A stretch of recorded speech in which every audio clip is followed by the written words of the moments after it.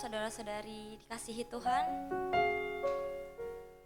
Senang berjumpa kembali dalam program Intim dengan Allah GBI Gading Serpong.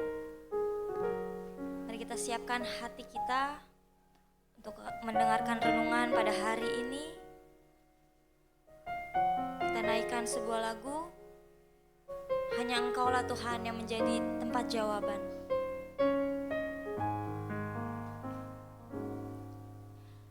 Telah buktikan cintamu padaku, kau membayarku dengan hidupmu. Ku bersyukur yang ada padaku, semuanya milikmu. Ku persembahkan seluruh hidupku di mezbamu. Hanya Kau yang menjadi tempat jawaban. Hanya Kau tempatku berharap. Berjalan bersamamu, ku takkan goyah, sebab tangan kasih-Mu tersedia bagiku. Selamanya Kau ku cinta.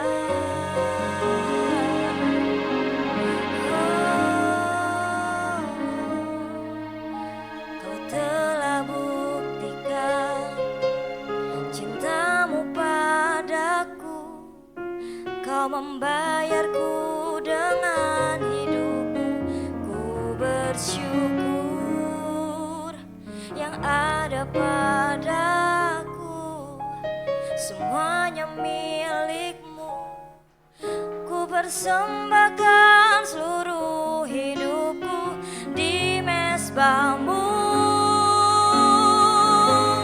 Hanya Kau yang menjadi tempat jawaban. Hanya Kau tempatku berharap. Berjalan bersamamu, ku takkan goyah, sebab tangan kasih-Mu tersedia bagiku.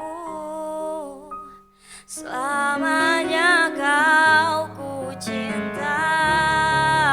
Oh, hanya Kau yang menjadi tempat jawaban. Hanya Kau tempatku berharap.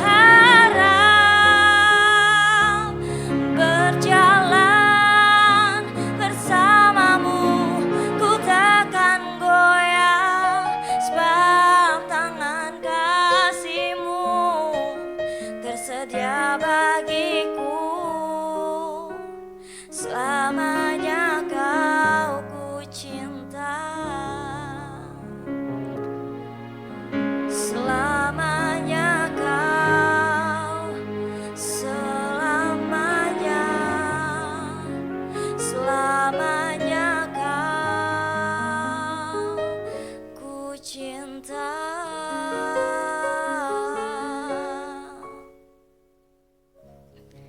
Terima kasih Tuhan Yesus atas penyertaan-Mu Tuhan pada hari ini. Ini semua karena anugerah-Mu Tuhan Yesus. Kami mau mendengarkan renungan pada hari ini Tuhan. Kiranya Kau membuka hati pikiran kami Tuhan Yesus, agar renungan hari ini dapat merema dalam hidup kami. Kami siap mendengarkan Tuhan. Di dalam nama Tuhan Yesus kami berdoa. Haleluya. Amin. Shalom, saudara-saudara kekasih dalam nama Tuhan. Berjumpa kembali dalam program Intim dengan Allah.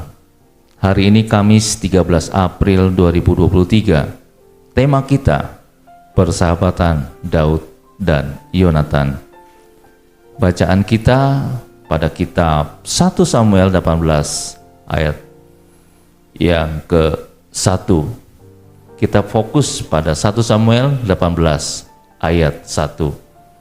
Untuk bacaan secara keseluruhan kita bisa baca di 1 Samuel 18 sampai pasal 20, Mazmur 11 dan Mazmur 59. Saudaraku, Alkitab menyatakan bahwa Yonatan, anak Saul, langsung merasa sejiwa dengan Daud. Orang-orang dengan kegigihan yang sama berjuang demi nama Tuhan akan sangat mudah memberikan penghargaan yang mutual. Pada 1 Samuel 18 ayat 1 mengatakan, Yonatan sangat mengasihi Daud dan jiwanya berpadu dengan jiwa Daud.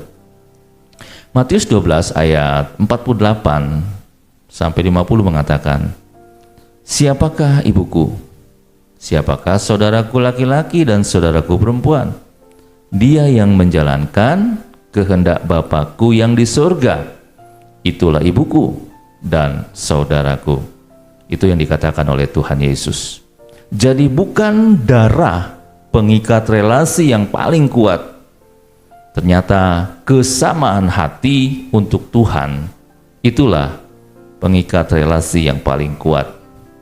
Saudara-saudara seiman yang sama-sama giat untuk bekerja di ladang Tuhan menjadi sejiwa dan saling mengasihi. Seorang dengan gairah yang besar untuk kemuliaan nama Tuhan seperti Yonatan tentu akan merasa sejiwa dengan Daud. Saudara, dalam gereja ada kelompok-kelompok orang yang mengasihi kita, juga ada yang kita kasihi, tetapi terkadang esensi penting mengenai kesamaan gairah untuk Tuhan menjadi terlupakan. Gereja bukan tempat orang yang mempunyai hobi yang sama. Gereja juga bukan tempat orang-orang sesuku yang merasa gereja adalah rumahnya sendiri. Gereja seharusnya terdiri dari orang-orang yang mentaati firman Tuhan dan rela berjuang demi kemuliaan Tuhan. Sudahkah kita merasa nyaman di dalam gereja kita? Ya, mengapa? Apakah karena kita merasa diterima di sana?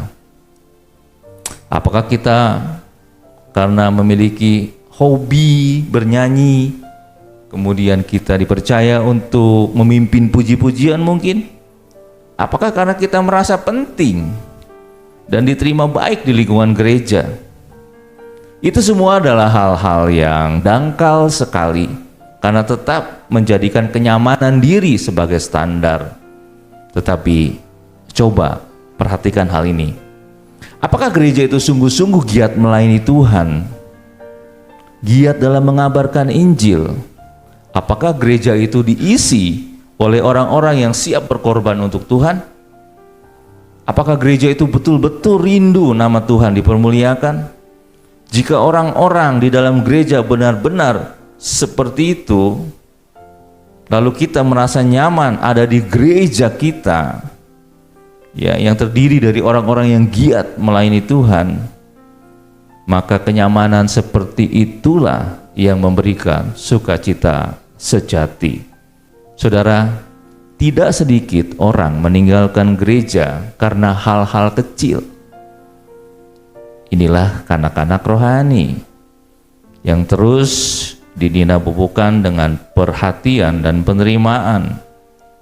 Sekali mereka disinggung, maka mereka akan mengancam dengan meninggalkan gereja.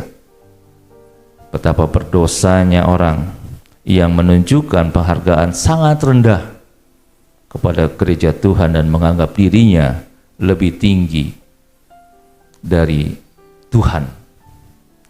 Siapakah yang lebih tinggi dari gereja? Hanya Kristus, kepala gereja dan pengantin pria dari gereja. Dialah yang lebih tinggi. Bagaimana dengan yang lain? Yang lain adalah sesama saudara di dalam Kristus. Sesama saudara yang harus meneladani Kristus yang mengatakan, aku datang bukan untuk dilayani, melainkan untuk melayani. Matius 20 ayat 28. Mereka yang sudah memiliki kematangan rohani akan rindu berkorban demi melayani Tuhan. Tetapi mereka yang masih kanak-kanak itu perlu untuk segera naik kelas dan menjadi orang-orang yang rela melayani dan berkorban bagi Tuhan yang adalah sumber segala kebaikan. Apakah penghiburan dan kesegaran rohani bagi orang-orang yang sungguh-sungguh giat dan rela berkorban bagi Allah? Salah satunya adalah bertemu dengan orang-orang yang sehati, sepikir, dan sejiwa dengan dia. Dan itulah yang dialami oleh Yonatan. Dia begitu heran karena tidak ada yang bergiat bagi Tuhan di tengah-tengah pasukannya Saul. Dia hanya ditemani dengan pengawalnya ketika bertindak memerangi bangsa Filistin. Itu di dalam kitab 1 Samuel pasal 14. Dia menantikan siapakah yang memiliki keberanian untuk menjadi pahlawan bagi Israel. Bahkan dengan iman yang melihat jauh rencana Allah, Yonatan menantikan siapakah yang akan menjadi raja sejati bagi Israel. Dia tidak menginginkan posisi itu baginya sendiri, jika memang ada yang lebih layak daripada dia. Dalam 1 Samuel 18 ayat 3 mengatakan, Yonatan mengikat perjanjian dengan Daud. Tindakannya disusul dengan pemberian jubah dan persenjataan kepada Daud pada ayat yang keempat. Perjanjian seperti apakah ini? Karena kasih. Tidak hanya karena kasih, tetapi merupakan tindakan yang syarat penuh makna secara simbolis dalam hal politik. Yonatan mengikat perjanjian dengan tanda perjanjian yang menyatakan pemberian kekuasaan. Ya, pemberian jubah dan persenjataan berarti meneruskan kuasa, yang dalam hal ini adalah tahta Israel, kepada orang yang menerima jubah dan persenjataan. Itu bisa kita lihat di Bilangan 20 ayat 25 sampai 26, di 1 Raja-Raja 19 ayat 19, dan Yesaya 22 ayat 21. Yonatan yang adalah anak raja dan putra mahkota sekarang menyerahkan wewenangnya atas tahta Israel kepada Daud. Di tengah-tengah persaingan dan perebutan kekuasaan, Yonatan memberikan kuasanya kepada Daud. Mengapa kepada Daud? Imannya menyatakan bahwa Daudlah yang seharusnya menjadi raja.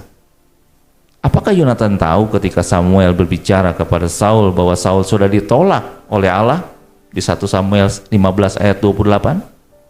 Mungkin. Tetapi dia tidak mungkin tahu tentang pengurapan Daud, karena itu berlangsung secara diam-diam. Kita bisa baca di 1 Samuel 16 ayat 2 sampai 3. Iman Yonatan berfokus kepada kehendak Allah. Itulah sebabnya dia merasa sejiwa dengan Daud yang rela berkorban karena gairahnya untuk memuliakan Allah. Refleksi, Yonatan rela memberikan otoritasnya sebagai calon raja kepada Daud. Dia tidak menginginkan tahta, dia menginginkan nama Tuhan dipermuliakan dan kehendaknya ditaati. Itulah arti persahabatan sejati bagi Yonatan dengan Daud. Mari kita berdoa. Bapa Surgawi, terima kasih untuk renungan firman Tuhan hari ini yang mengingatkan kepada kami bukan darah yang mengikat relasi yang paling kuat, tetapi kesamaan hati untuk Tuhan, berjalan bersama-sama, merindukan nama Tuhan ditinggikan. Itulah pengikat relasi yang paling kuat di dalam kami hidup bersama sebagai anak-anak Tuhan di lingkungan kami. Tuhan tuntun kami terus sehingga kami menjadi pribadi-pribadi yang berkemenangan di dalam Tuhan, memiliki sahabat-sahabat sejati, dan Tuhan dipermuliakan. Terima kasih Bapa, kami menyerahkan seluruh rangkaian kegiatan kami sepanjang hari ini ke dalam tangan Tuhan. Bersama Allah kami menang, bersama Allah kami sukses, bersama Allah kami mampu melakukan segala perkara. Terima kasih Bapa, di dalam nama Yesus kami sudah berdoa dan bersyukur. Haleluya. Amin.